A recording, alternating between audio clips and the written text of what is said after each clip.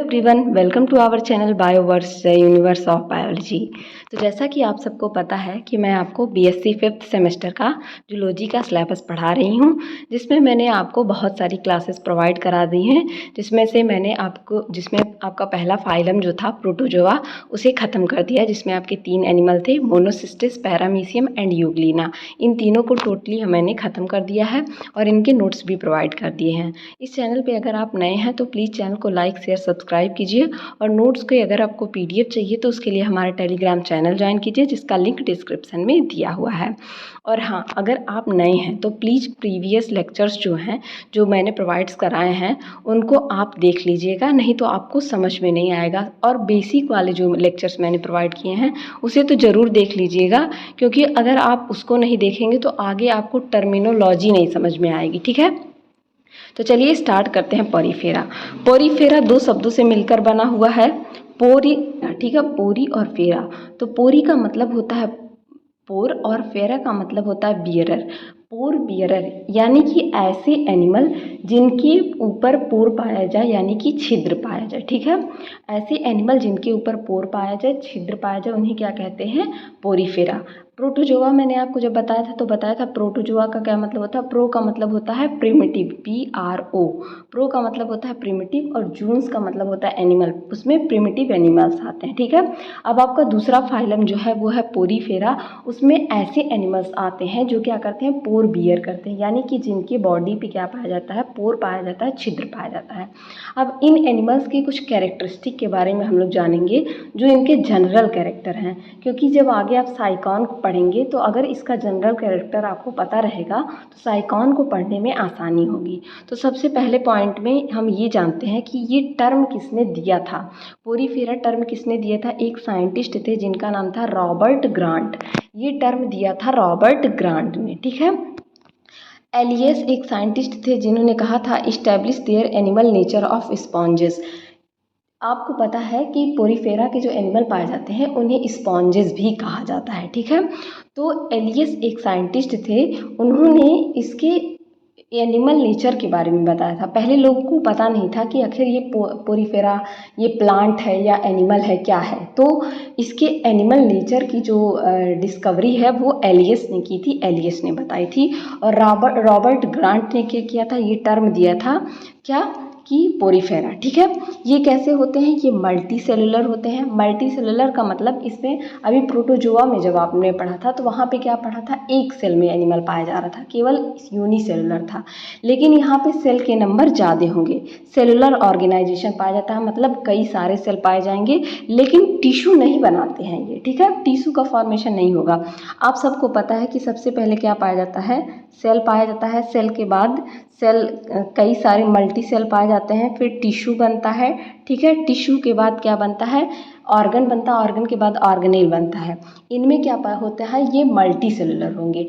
ये भी cellular level पे पाए जाएंगे, क्या होंगे? मल्टी सेलुलर होंगे, इनमें टिश्यू नहीं बनता। और ये कैसे होते हैं? डिप्लोब्लास्टिक। डिप्लोब्लास्टिक का मतलब मैंने जब आपको आगे की क्लासेस पढ़ाए हैं तो वहाँ समझाया है कि हमारी बॉडी जब बनती है, जब हमारी बॉडी जाइगोट जब बनता है तो वहाँ पे 3 लेयर पाई जाती है। ठीक है, एक्टोडर्म, एंडोडर्म एंड मीजोडर्म।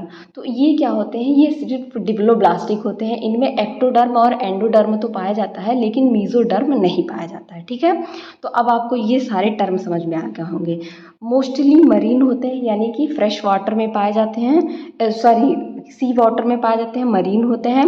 कुछ फ्रेश वाटर में पाए जाते हैं ये, और ये सारे क्या होते हैं? एक्वाटिक। एक्वा का मतलब क्या होता है? वाटर होता है। एक्वारेजिया आपके बारे में आपने सुना होगा। आपके घर में, सबके घर में एक्वागार्ड लगा होगा, तो वहाँ पे लिखा ही रहता है एक्वा। तो एक्वा का मतलब होता है वाटर। ठीक है, तो ये सारे कैसे होते हैं? एक्वाटिक होते हैं, वाटर में पाए जाते हैं। नेक्स्ट में क्या हो? सॉलिटरी, यानी कि ये एक जगह पे पाए जाते हैं, जैसे कि साइकॉन हो गया, इसका एग्जाम्पल है सॉलिटरी का।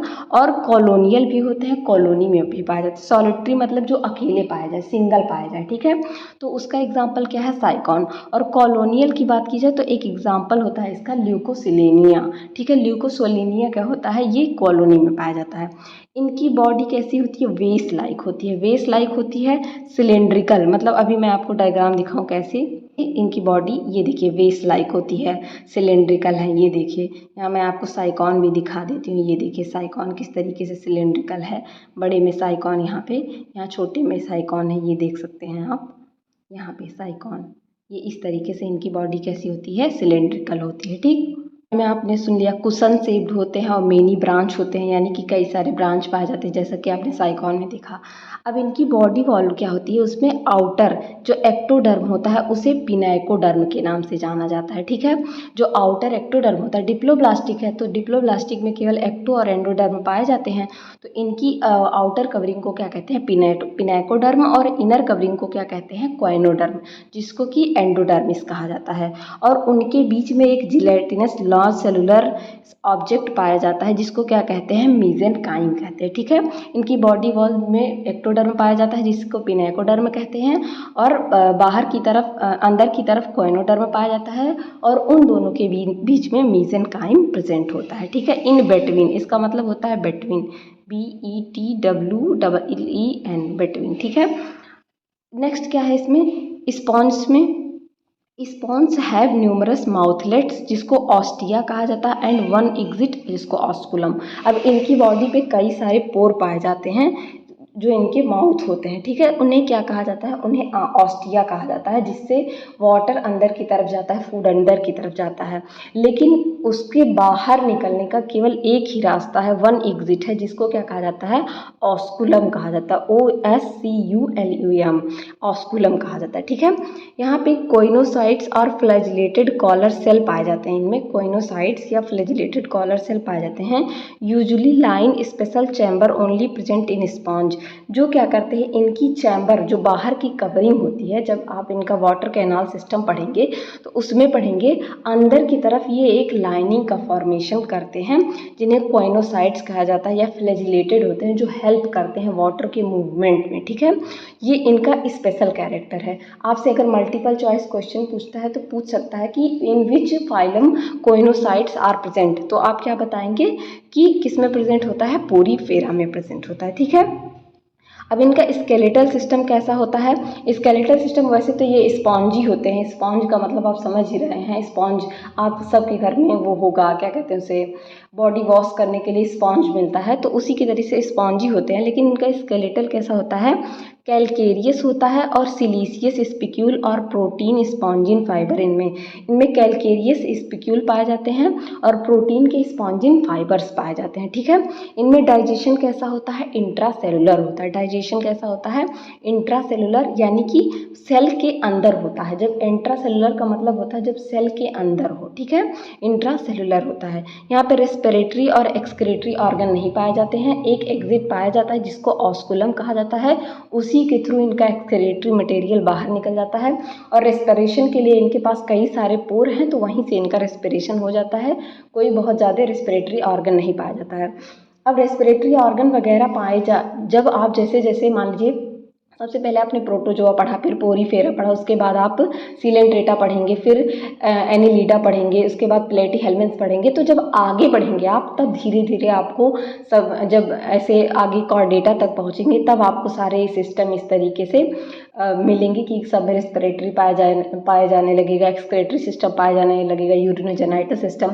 इसीलिए आपको एक सीरीज में दिया गया है कि आप सारे फाइलम को पहले पढ़िए, तब जाके लास्ट में आपको पता चलेगा कि किस तरीके से हम लोगों का इवोल्यूशन हुआ है। ठीक है, ये हर्माफ्रोडाइट होते हैं, but cross fertilization is rule. Hermaphrodite का मतलब क्या होता है, ऐसे एनिमल जिनकी जो एक ही बॉडी में पाए जाते हैं, एक ही बॉडी में मेल और फीमेल दोनों पाए जाएंगे, ऐसे एनिमल को हर्माफ्रोडाइट कहा जाता है। Male and female present in one body, this type animal is called hermaphrodite. ठीक है, लेकिन इनमें क्रॉस फर्टिलाइजेशन होता है, मतलब उसी बॉडी में ही क्या होगा, मेल का पेनिस और फीमेल का जो पार्ट है वो दोनों मिलके फर्टिलाइजेशन करेंगे एक ही बॉडी में, तो क्रॉस फर्टिलाइजेशन होता है। इनमें रिप्रोडक्शन, एसेक्सुअल रिप्रोडक्शन किसके द्वारा होता है, बड या जेम्यूज। जेम्यूज की स्पेलिंग मैं लिखती हूँ, जेम्यूल्स। जेम्यूल्स भी इनका क्या है, एक कैरेक्टर है, क्योंकि जेम्यूल्स के बारे में भी पूछा जाता है। और सेक्सुअल रिप्रोडक्शन इनमें कैसा होता है, बाई ओवा या स्पर्म के द्वारा। ओवा एक उसी बॉडी में एक ही बॉडी में, मान लीजिए साइकॉन की बॉडी है, उसी एक ही बॉडी में मेल अपना स्पर्म रिलीज करेगा और फीमेल ओवा रिलीज करेगी, दोनों का फर्टिलाइजेशन होगा, इसीलिए इसे क्या कहा जा रहा है, क्रॉस फर्टिलाइजेशन कहा जा रहा है। ऐसा नहीं है कि ये सारे एनिमल्स में होता है, कुछ एनिमल्स में एसेक्सुअल रिप्रोडक्शन होगा, कुछ में सेक्सुअल रिप्रोडक्शन होगा। आपको सिर्फ साइकॉन पढ़ना, तो साइकॉन का हम जानेंगे कि उसमें कैसा होता है। सो रीजनरेशन पावर, इनमें रीजनरेशन पावर पाया जाता है। हाइड्रा उसका बेस्ट एग्जाम्पल है, पोरीफेरा का सबसे बेस्ट एग्जाम्पल है हाइड्रा, जिसमें रीजनरेशन पावर पाया जाता है। रीजनरेशन पावर का मतलब, मान लीजिए ये हाइड्रा है, ठीक है, इस तरीके से ये हाइड्रा पाया जा रहा है। अगर आप इस हाइड्रा को ऐसे पीस में डिवाइड कर दीजिए, मतलब उसको काट दीजिए, ठीक है, या वो किसी तरीके से कट जाए, तो ये पीस उठ के फिर से एक नया हाइड्रा बना लेगा, ये पीस उठ के फिर से एक नया हाइड्रा बना लेगा। जैसे आप एग्जाम्पल अपने घर का ले लीजिए, आपके सबके घर में क्या पाई जाती है, छिपकली पाई जाती है। अगर छिपकली की पूंछ कभी भी देखिए किसी वजह से कट जाती है, तो बाद में फिर से वो ग्रो कर जाती है, तो उसको क्या कहते हैं, रीजनरेशन। तो इनमें रीजनरेशन का पावर पाया जाता है, और वो किस में पाया जाता है, हाइड्रा में पाया जाता है, ठीक है। क्लीवेज इनडायरेक्ट होता है through free swimming ciliated larva, जिसे एम्फीब्लास्टुला या पैरेन्काइमुला लार्वा कहते हैं। अब इसका मतलब क्या होता है, तो जब आपने डेवलपमेंटल, अगर आपने थोड़ा सा भी डेवलपमेंटल पढ़ा होगा, तो आपको पता होगा कि जाइगोट बनता है, जाइगोट के बाद मॉरुला बनता है, ब्लास्टुला बनता है, गैस्ट्रुला बनता है, उसके बाद नए एनिमल का फॉर्मेशन होता है, ठीक है। लेकिन इनमें क्या होगा, इनमें सबसे पहले एक लार्वा बनेगा। जैसे मेढक में, मेढक क्या होता है, डायरेक्ट अंडा प्रोड्यूस करता है, उससे डायरेक्ट मेढक नहीं बन जाता है। सबसे पहले मछली के जैसा स्ट्रक्चर बनता है, फिर उसके बाद वो मछली का स्ट्रक्चर उसमें क्या होता है, डीजनरेशन होता है, यानी कि उसमें से वो गायब होंगे वो सारे कैरेक्टर, और फिर नया क्या बनता है, नया आपका फ्रॉग बनता है। उसी तरीके से इनमें सबसे पहले एम्फीब्लास्टुला या पैरेन्काइमुला नाम का लार्वा बनता है, उसके बाद नया एनिमल बनता है। तो ये कुछ कैरेक्टर थे, और ये कुछ एनिमल्स हैं जिनके, जैसे कि इसमें आप देख सकते हैं कुछ एनिमल्स के स्ट्रक्चर्स मैंने आपको, ये स्पॉन्जिला है, इसको स्पॉन्जिला कहा जाता है, ठीक है। यहाँ पे ऐसे ही कुछ एनिमल्स हैं, यहाँ पे ये साइकॉन है, ठीक है। इस तरीके से कुछ एनिमल्स पाए जाते हैं। तो इन एनिमल्स के जनरल कैरेक्टर यही थे। अब अगर आपने, जिसने भी साइकॉन को जिसको पढ़ना है, ठीक है, साइकॉन आपके लेक्चर में है, तो उसको ये जनरल कैरेक्टर जानने होंगे। अगर ये जनरल कैरेक्टर आपको नहीं पता है, तो साइकॉन आपको समझ में नहीं आएगा। वहाँ पे बार बार कोइनोसाइट्स वर्ड आएगा, वहाँ पे सोलेटरी वर्ड आएगा, तो सोलेटरी का मैंने बताया क्या मतलब होता है। वहाँ पे बार बार डिप्लोब्लास्टिक आएगा, ये कॉलोनियल आएगा, या पिनेकोडर्मा आएगा, कोइनोडर्मा आएगा। तो मैं आपको बार बार ये चीज़ें नहीं बताऊंगी ना, आपको एक बार समझा दूंगी ताकि आपके दिमाग में आ जाए। तो आशा करती हूँ मैं कि ये चीज़ें आपको समझ में आई होंगी। समझ में आए तो प्लीज़ अपने दोस्तों के साथ भी शेयर करिए, और बने रहिए इसी तरह और अच्छी वीडियोज़ के लिए। Keep learning and keep growing. Thank you everyone.